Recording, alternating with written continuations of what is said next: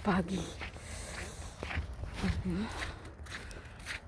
So good. You cannot say that it's a snow.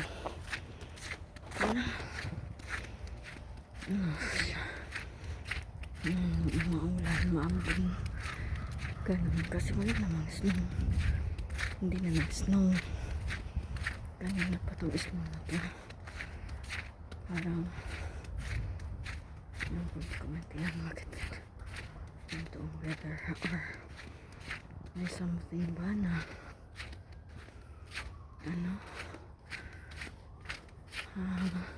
masamang panahon kasi walang pasok eh.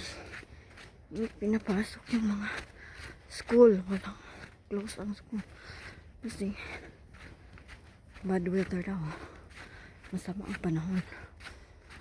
Pero ano na naman yata ito sa Pilipinas, yung maambon ba, maambon dahil sa ulan. Yung sa ating pa ay diba, kung maulan sa atin sa Pilipinas ay ganito din siya, parang maambon, cloudy. Ganun ba yun? Cloudy sa ganito siya. Tsaka wet. Pero na yata spring na kasi.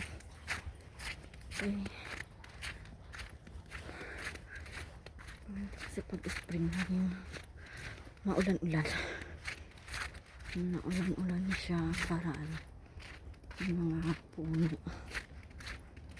Yung mga puno magkakadahon.